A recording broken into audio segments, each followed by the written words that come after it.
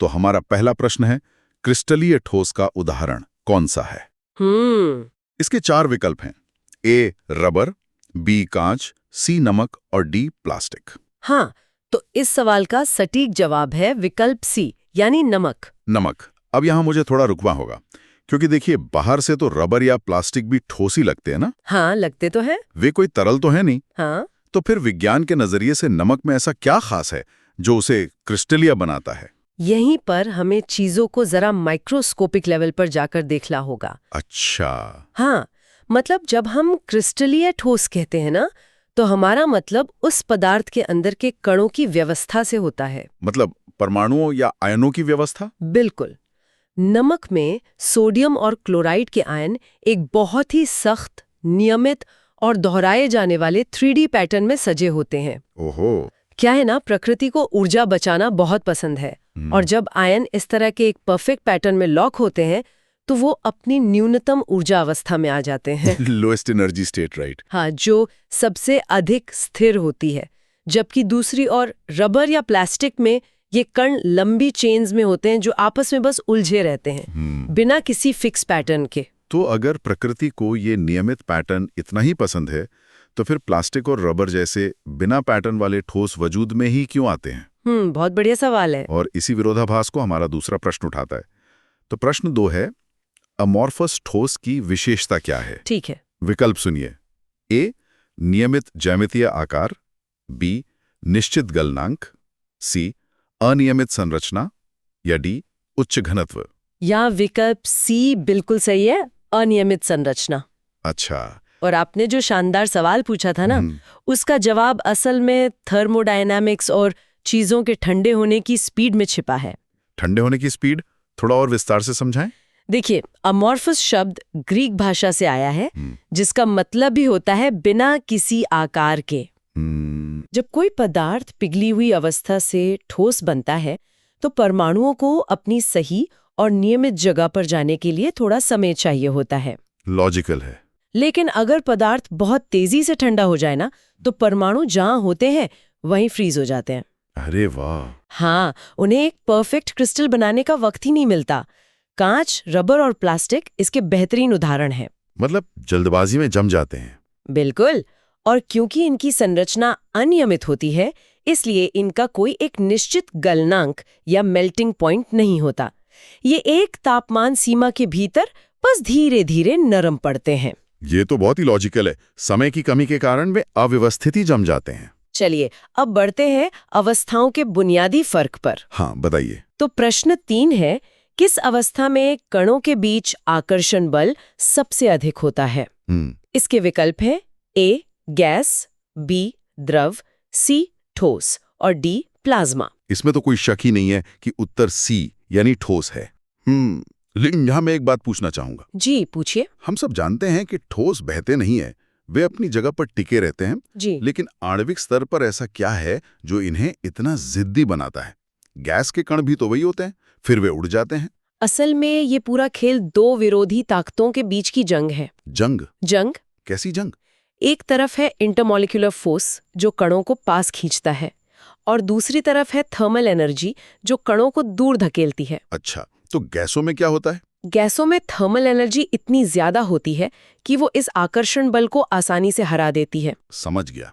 लेकिन ठोस अवस्था में यह आकर्षण बल, चाहे वो इलेक्ट्रोस्टैटिक हो या वैन डर वाल्स फोर्स हो, वो इतना शक्तिशाली हो जाता है कि वो थर्मल एनर्जी पर पूरी तरह हावी हो जाता है। ओहो। हाँ, और इसीलिए कण अपनी जगह से हिल नहीं सकते। वे बस अपनी जगह पर फिक्स रहकर हल्का सा कंपन या वाइब्रेट करते हैं। क्या बात है। आकर्षण बल बनाम थर्मल एनर्जी का ये युद्ध, इसे समझने का बहुत ही शानदार तरीका है ना? बिल्कुल। अब जरा एक अलग तरह के ठोस की बात करते हैं जो इस आकर्षण बल को चरम पर ले जाता है। ठीक है। हमारा प्रश्न 4 है, निम्न में से कौन सा सहसंयोजक यानी कोवेलेंट ठोस है? विकल्प हैं ए NaCl, बी हीरा, सी MgO और डी KBr। विज्ञान के नजरिए से देखें तो विकल्प बी यानी हीरा इसका एकदम सही जवाब है। देखिए, अब जब मैं एक सहसंयोजक ठोस के बारे में सोचता हूं तो मुझे ऐसा लगता है जैसे किसी बड़ी इमारत को बनाने के लिए लोहे का एक विशाल 3D ढांचा तैयार किया गया हो। बहुत अच्छी कल्पना है ना? और उस ढांचे में लोहे का हर एक पाइप दूसरे पाइप से इतनी मजबूती से वेल्ड किया गया है कि उसे तोड़ना लगभग नामुमकिन सा है। तो क्या हीरे की मजबूती भी इसी तरह काम करती है? आपने बिल्कुल सटीक एनालॉजी पकड़ी है। मतलब नमक जैसे आयोनिक ठोसों में क्या होता है, आयन सिर्फ एक दूसरे के विपरीत चार्ज के कारण चिपके होते हैं। प्लस और माइनस। हाँ, लेकिन हीरे में कार्बन का हर एक परमाणु अपने आसपास के 4 अन्य कार्बन परमाणुओं के साथ अपने इलेक्ट्रॉन साझा करता है। अच्छा, शेयर करता है। बिल्कुल। इसे ही सह संयोजक या कोवेलेंट बॉन्ड कहते हैं। आहा, और ये सिलसिला वहीं नहीं रुकता, ये एक विशाल 3D नेटवर्क में चारों तरफ फैलता चला जाता है। तो वो वेल्डिंग वाली बात सच है? एकदम। यहाँ परमाणुओं के बीच असल में इलेक्ट्रॉन के बादलों का ओवरलैप होता है, जो बिल्कुल उसी वेल्डिंग की तरह काम करता है जिसकी आपने कल्पना की। क्या बात है। और इस विशाल नेटवर्क को तोड़ने के लिए अविश्वसनीय मात्रा में ऊर्जा चाहिए होती है। यही कारण है कि हीरा प्रकृति में पाया जाने वाला सबसे कठोर पदार्थ है। उस 3D वेल्डेड मचान की कल्पना करने से ये एकदम साफ हो जाता है। हाँ, विजुअलाइज करना आसान हो जाता है। चलिए, इसी कठोरता से जुड़े हमारे भाग 1 के अंतिम प्रश्न पर आते हैं। प्रश्न 5 है, ठोस की संपीड्यता यानी कंप्रेसिबिलिटी सामान्यता होती है? विकल्प हैं ए अधिक, बी मध्यम, सी बहुत कम या डी बहुत अधिक। इसका सही उत्तर है सी, बहुत कम। लेकिन एक मिनट रुकिए। हाँ, बताइए। अगर मैं एक स्पंज को लूं तो मैं उसे बड़ी आसानी से अपनी मुट्ठी में दबा सकता हूँ। और स्पंज भी तो ठोस ही है ना? तो फिर संपीड़िता बहुत कम कैसे हुई? ये बहुत ही वाजिब सवाल है। लेकिन देखिए, जब आप स्पंज को दबाते हैं ना, तो आप स्पंज के ठोस हिस्से को नहीं दबा रहे होते हैं। तो फिर किसे दबा रहा हूँ? आप उसके अंदर फंसी हुई हवा को बाहर निकाल रहे होते हैं। ओहो। जी हाँ।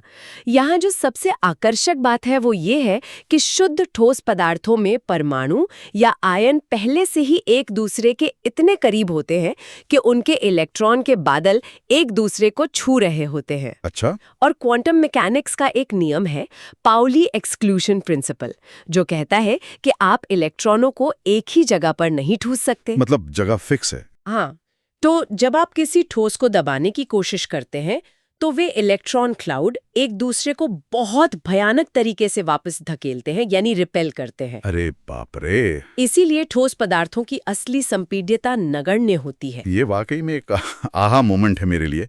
स्पॉन्ज वाला भ्रम अब हमेशा के लिए दूर हो गया। चलिए, ये तो अच्छी बात है। तो ये थी ठोस पदार्थों के बुनियादी गुणों की बात। अब हम अपने इस विश्लेषण के भाग 2 में प्रवेश कर रहे हैं, जहां हम और गहराई में जाएंगे। बिल्कुल। यहाँ हम मैक्रोस्कोपिक दुनिया से निकलकर माइक्रोस्कोपिक दुनिया यानी क्रिस्टल जालिकाएं, जिन्हें हम क्रिस्टल लैटिसेस कहते हैं, उनकी जटिल ज्यामिति में गोता लगाएंगे। आप तैयार हैं? बिल्कुल तैयार हूँ। प्रकृति की इस वास्तुकला को समझना बहुत ही विस्मयकारी होता है। तो ये रहा हमारा प्रश्न 6। FCC जालिका में कुल परमाणुओं की संख्या होती है।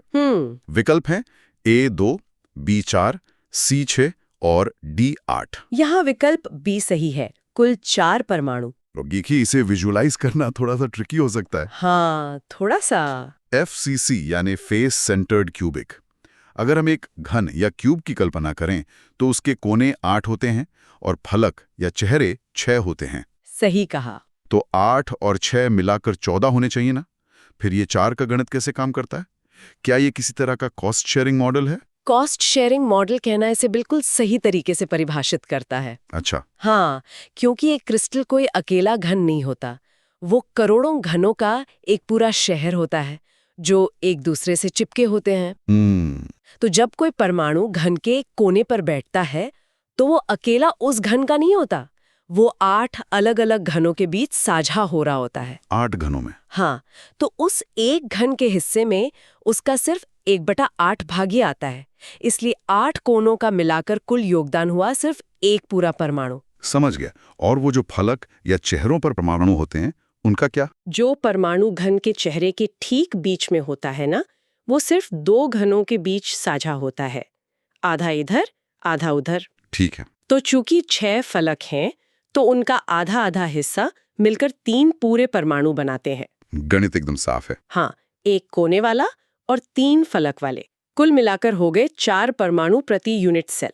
प्रकृति इस शेयरिंग के जरिए कम से कम जगह में ज्यादा से ज्यादा स्थिरता हासिल करती है। बेहतरीन। 3D ज्यामिति का ये शेयरिंग सिद्धांत तो कमाल का है। बिल्कुल। इसी से जुड़ा है हमारा प्रश्न 7, बीसीसी जालिका में समन्वय संख्या, जिसे कोऑर्डिनेशन नंबर कहते हैं, वो होती है।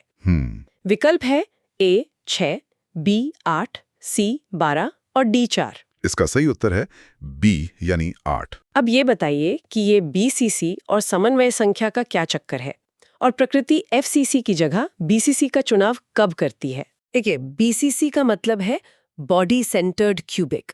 इसमें घन के 8 कोनों पर परमाणु होते हैं और एक परमाणु बिल्कुल उस घन के केंद्र में, उसकी बॉडी के बीचों बीच सुरक्षित बैठा होता है, एकदम सेंटर में। हाँ। अब समन्वय संख्या का सीधा सा मतलब है कि कोई एक परमाणु सीधे तौर पर कितने अन्य परमाणुओं को छू रहा है। अच्छा। तो बीसीसी में वो बीच वाला परमाणु घन के 8 कोनों वाले परमाणुओं से सीधे घिरा होता है, इसलिए ये संख्या 8 है। समझ गया। और चुनाव वाली बात? जहां तक चुनाव की बात है, तापमान बहुत बड़ा रोल प्ले करता है इसमें। तापमान कैसे? उदाहरण के लिए, लोहे को जब आप बहुत गर्म करते हैं ना, तो वो अपनी क्रिस्टल संरचना को बीसीसी से बदलकर एफसीसी कर लेता है, क्योंकि उच्च तापमान पर वो संरचना ज्यादा स्थिर होती है। अरे वाह! तो धातुएं तापमान के हिसाब से अपना पूरा अंदरूनी ढांचा ही बदल लेती हैं। जी हाँ, ये तो किसी विज्ञान कथा जैसा लगता है। सच में। चलिए अब प्रश्न 8 लिखते हैं। एससी यानी सिंपल क्यूबिक जालिका की समन्वय संख्या क्या है?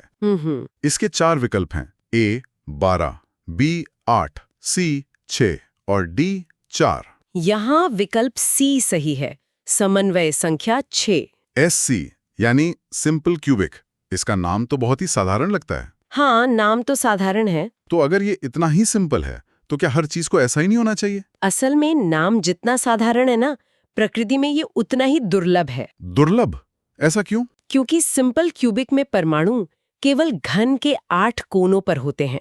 अगर आप किसी एक परमाणु को देखें, तो वो ऊपर, नीचे, दाएं, बाएं और आगे पीछे कुल 6 परमाणुओं को छूता है। दिक्कत ये है कि ये व्यवस्था बहुत ही अकुशल है, मतलब इनएफिशिएंट है। अच्छा, जगह बच जाती होगी? बिल्कुल, इसमें बहुत सारी खाली जगह बच जाती है और प्रकृति हमेशा चाहती है कि कण एक दूसरे के ज्यादा से ज्यादा करीब रहें ताकि ऊर्जा कम हो। तो क्या कोई भी चीज सिंपल क्यूबिक नहीं बनाती? पीरियोडिक टेबल में पोलोनियम ही एकमात्र ऐसा तत्व है जो सामान्य परिस्थितियों में सिंपल क्यूबिक संरचना बनाता है, बाकी सब इससे बचते हैं। तो प्रकृति को खाली जगह बिल्कुल पसंद नहीं है? एकदम नहीं। और यही बात हमें सीधे हमारे अगले सवाल पर ले आती है, जो इसी पैकिंग के बारे में है। चलिए देखते हैं। तो प्रश्न 9 है, किस जालिका में पैकिंग दक्षता, जिसे हम पैकिंग एफिशिएंसी कहते हैं, वो सबसे अधिक होती है?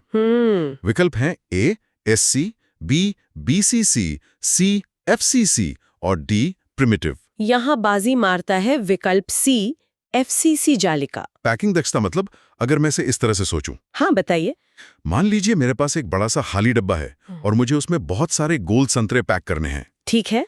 तो मैं चाहूंगा कि संतरों को इस तरह से रखूं कि उनके बीच में सबसे कम खाली जगह बचे। हाँ, क्या पैकिंग दक्षता का यही मतलब है? आपने एक बहुत ही क्लासिक उदाहरण चुना है।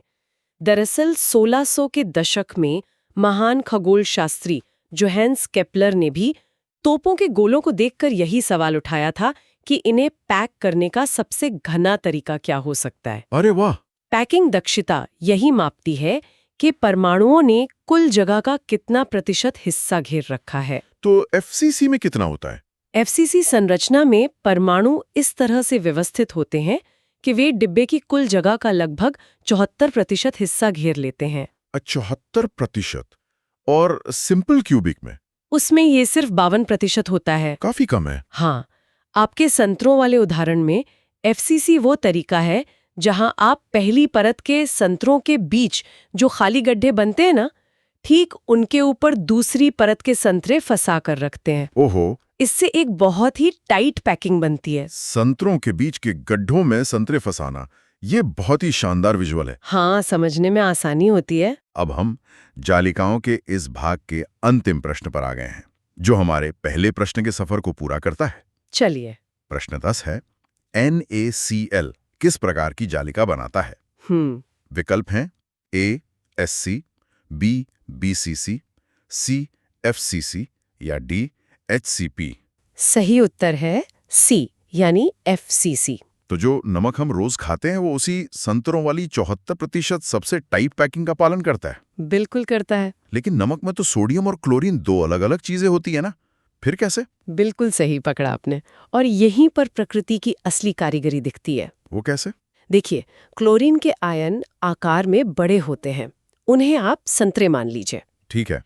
वे संतरे मिलकर एक FCC ढांचा तैयार करते हैं। अब उन संतरों के बीच में जो छोटी छोटी खाली जगहें या वॉइड्स बच जाते हैं ना, वहां सोडियम के छोटे आयन, जिन्हें आप अंगूर मान सकते हैं, वे चुपचाप उन खाली जगहों में जाकर फिट हो जाते हैं। क्या बात है। हाँ, बड़े आयन ढांचा बनाते हैं और छोटे आयन उस ढांचे की खाली जगहों को भर देते हैं। ये स्पेस मैनेजमेंट का एकदम मास्टर क्लास है। ये तो वाकई में चमत्कार है, एक परमाणु स्तर का स्पेस मैनेजमेंट। बिल्कुल। खैर, अब हम इस विश्लेषण के तीसरे और अंतिम भाग में प्रवेश करते हैं। चलिए। अभी तक हमने परमाणुओं की बहुत ही परफेक्ट व्यवस्थाओं की बात की, लेकिन जैसा कि हम जानते हैं, असल जिंदगी में कुछ भी परफेक्ट नहीं होता। सही बात है। हमारा प्रश्न 11 इसी खामी को उजागर करता है। तो प्रश्न 11 है, ठोसों में रिक्त स्थान को क्या कहते हैं? विकल्प हैं ए वैकेंसी, बी दोष, सी इंटरस्टिशियल और डी यूनिट सेल। इसका सही उत्तर है ए वैकेंसी, या जिसे हम रिक्तिका भी कहते हैं। यहाँ एक बहुत ही दिलचस्प बात सामने आती है। वो क्या? अगर प्रकृति को वो टाइट पैकिंग और लोएस्ट एनर्जी इतनी ही पसंद है, तो फिर क्रिस्टल में ये वैकेंसी या खाली जगह आती ही क्यों है? मतलब कोई चीज परफेक्ट क्यों नहीं हो सकती? ये एक बहुत ही गहरा सवाल है और इसका सीधा संबंध ऊष्मागतिकी या लॉज ऑफ थर्मोडायनामिक्स से है। अच्छा। देखिए, प्रकृति में सब कुछ निरपेक्ष शून्य या एब्सोल्यूट जीरो तापमान पर तो नहीं होता। हाँ, बिल्कुल नहीं। सामान्य तापमान पर क्रिस्टल के अंदर परमाणुओं के पास थर्मल एनर्जी होती है, जिससे वे लगातार कंपन करते रहते हैं। और कभी-कभी किसी परमाणु के पास इतनी ज्यादा ऊर्जा आ जाती है कि वो अपनी तय जगह से छिटक कर बाहर निकल जाता है और पीछे खाली जगह छोड़ देता है। ब्रह्मांड का नियम है कि एंट्रोपी या अव्यवस्था बढ़नी ही चाहिए।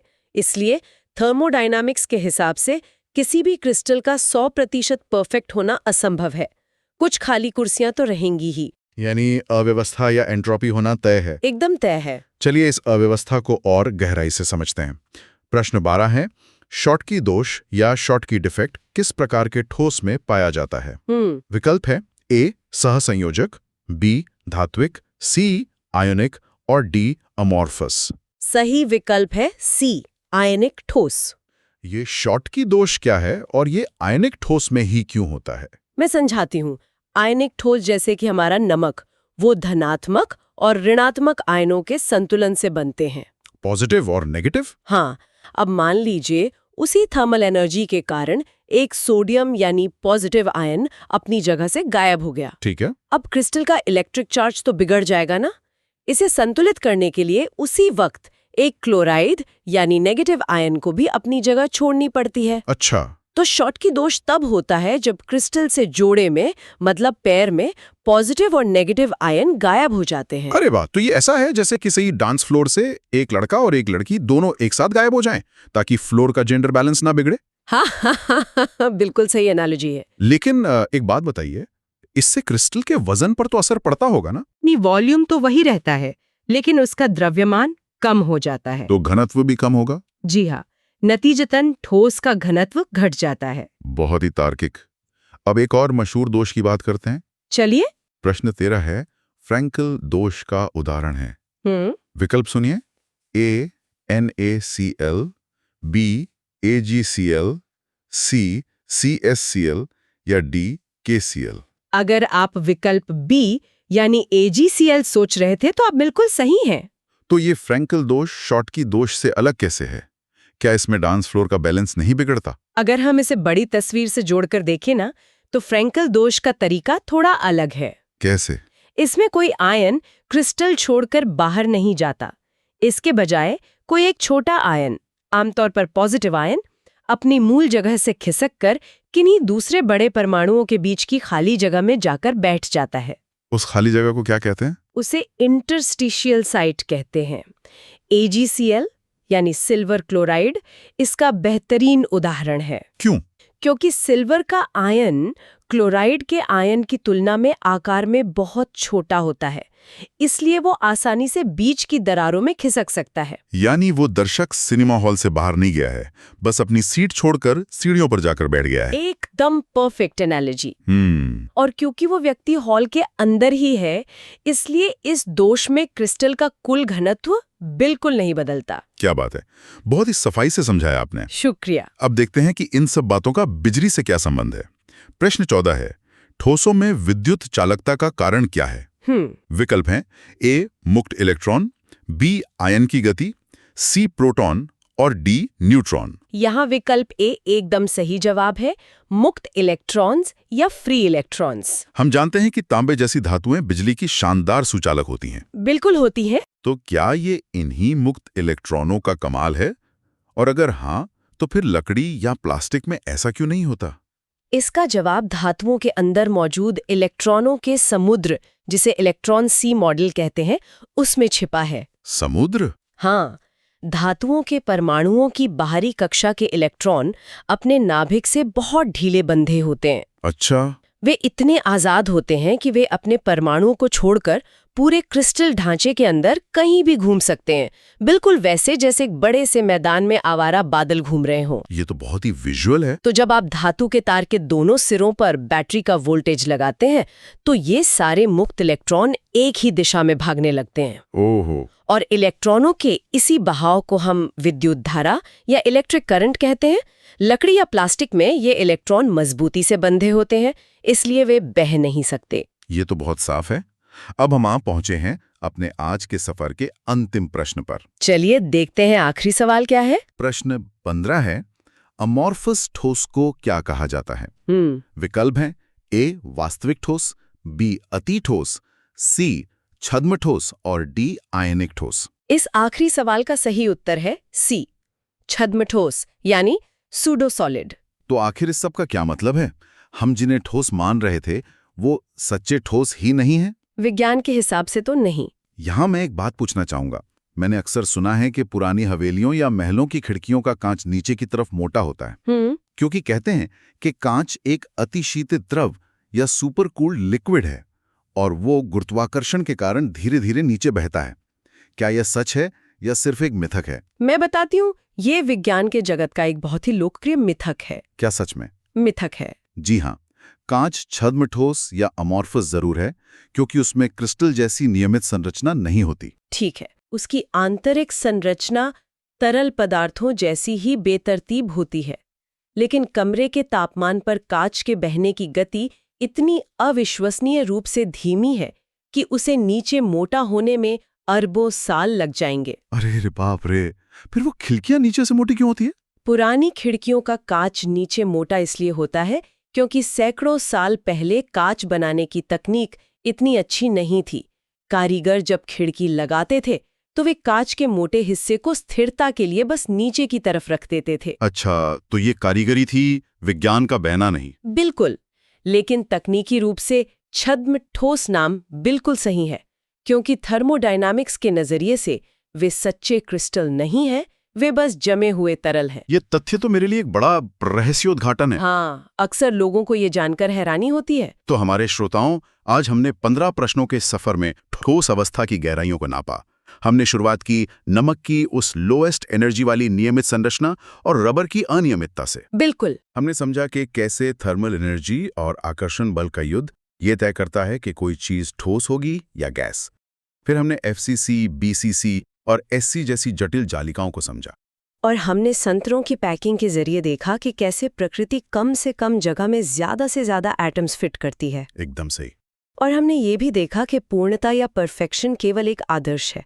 थर्मोडायनामिक्स के नियमों के कारण क्रिस्टल में शॉटकी और फ्रैंकल जैसे दोष आते ही हैं। हमने धातुओं के अंदर मुक्त इलेक्ट्रॉनों के समुद्र को महसूस किया और अंततः कांच के बहने के उस मशहूर मिथक को भी तोड़ा। इस सफर ने साबित कर दिया है कि जिसे हम एक साधारण सा ठोस पत्थर मानते हैं ना, उसके अंदर एक पूरी हलचल से भरी गणितीय और ऊर्जावान दुनिया काम कर रही है। बिल्कुल।